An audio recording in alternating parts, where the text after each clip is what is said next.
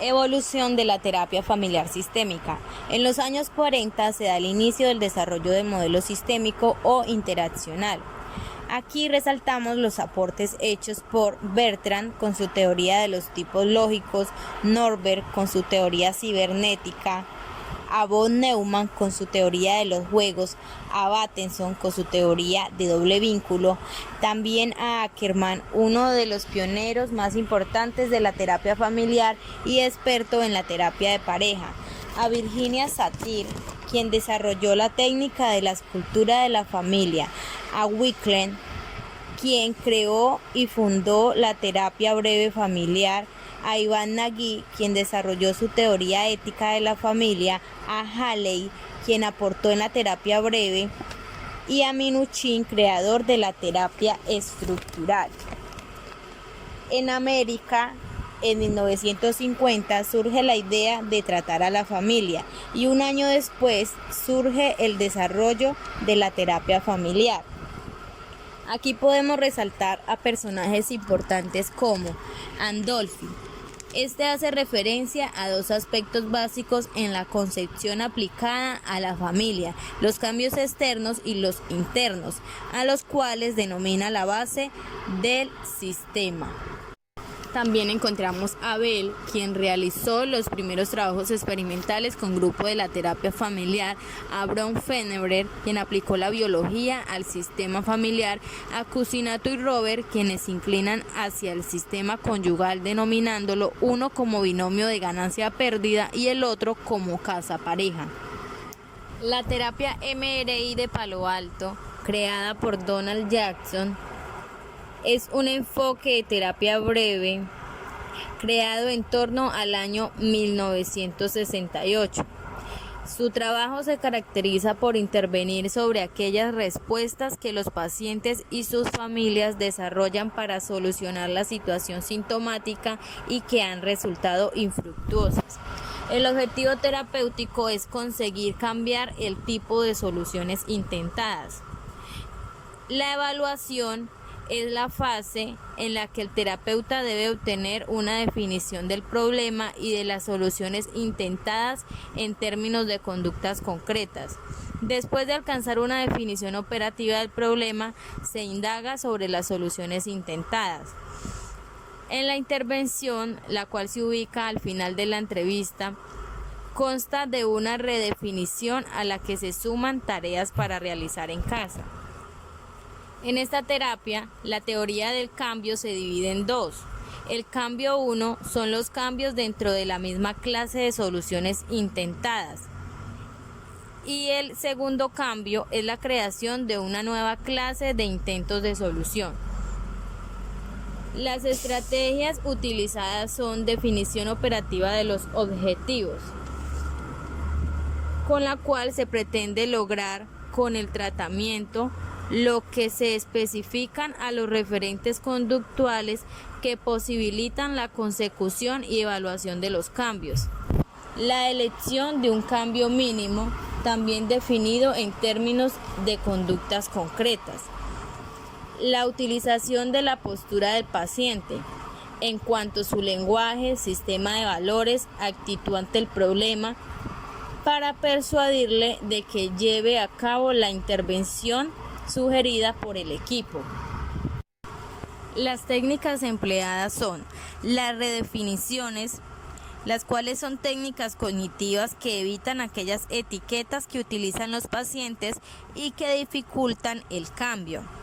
Las tareas directas son intervenciones conductuales cuyo objetivo es cambiar la conducta a alguno o algunos componentes de la familia, en especial aquella relacionada con el síntoma. Las tareas paradójicas, en las cuales se prescribe la continuidad de la conducta durante un tiempo fijado, deben ir precedidas por una redefinición del síntoma y acompañadas de técnicas de persuasión que la justifiquen.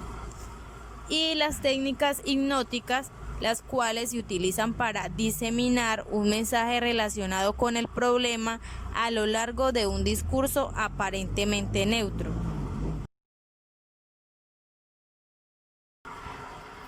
También existen intervenciones específicas. Las intervenciones específicas son 5 intervenciones estandarizadas útiles en problemas caracterizados por 5 tipos de soluciones intentadas. Estas son intervenciones como forzar algo que solo puede ocurrir espontáneamente, dominar un acontecimiento temido aplazándolo, llegar a un acuerdo mediante coacción, conseguir sumisión a través de la libre aceptación y confirmar las sospechas del acusador mediante la autodefensa. Las intervenciones generales son de tipo estratégico y estas pueden emplearse cuando las específicas no han logrado el resultado esperado o cuando conviene complementarlas con alguna indicación adicional. La terapia de Milán, creada por Mara Selvini, Prata y Boscolo en 1967, considera al presente como una conformación de eventos pasados que han permitido la finalidad actual. El objetivo terapéutico es modificar la visión que la familia tiene de sus propias relaciones y conductas para lograr un cambio en la secuencia sintomática.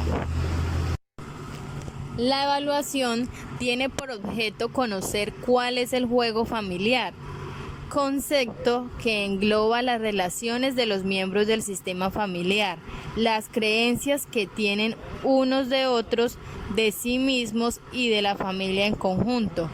Los principales objetivos son determinar el sistema de relaciones, creencias y valores de la familia, dentro de las cuales aparece el síntoma.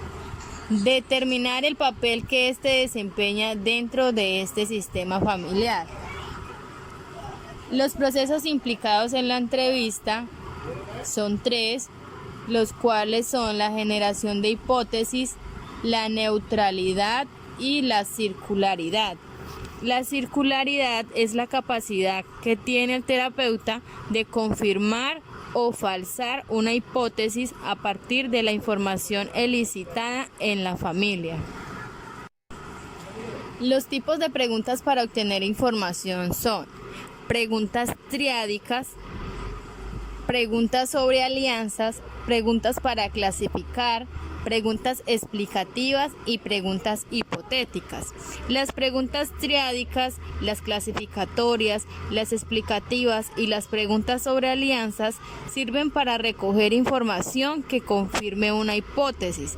El quinto tipo, las preguntas hipotéticas, insinúan un mapa familiar diferente y se emplean más avanzada en la entrevista, después de haber obtenido la información de las secuencias de hechos que rodea el problema y de las alianzas y coaliciones existentes en la familia.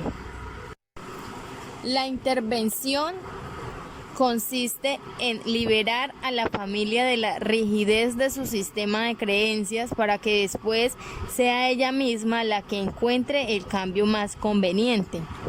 La teoría del cambio en esta terapia se produce cuando se reemplaza el juego familiar por otro menos perjudicial, ya que todo grupo familiar necesita de un juego que regule su vida como sistema. Las estrategias terapéuticas son no establecer objetivos concretos con la familia, no conducir a la familia hacia una normalidad establecida y mantenerse neutral con respecto al cambio. Las técnicas utilizadas son las intervenciones cognitivas. La finalidad de estas intervenciones es alterar el modo en que los integrantes de la familia se perciben entre sí en la relación al síntoma. Entre ellas encontramos las redefiniciones, las cuales modifican la percepción cognitiva del síntoma, y la connotación positiva, en la cual se cambia la atribución del problema de causas negativas a causas positivas, Y las prescripciones ritualizadas, que consisten en la prescripción de una secuencia estructurada de conductas que introduce nuevas reglas sin recurrir a explicaciones críticas o cualquier otra intervención verbal.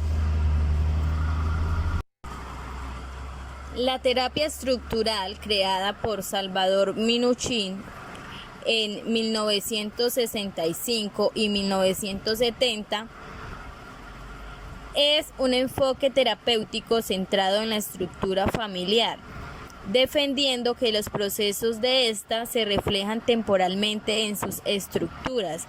Las variables estructurales en las que se centra son los límites, que implican reglas de participación, y las jerarquías, que encierran reglas de poder.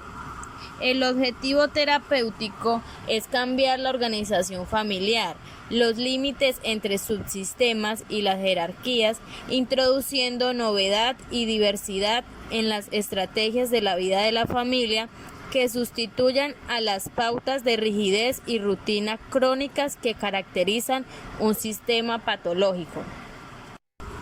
En la evaluación se deben conocer la estructura familiar, los subsistemas, como son el parental, el conyugal y el fraterno, los límites, los cuales se dice que los límites de un sistema están constituidos por las reglas que definen quienes participan y de qué manera.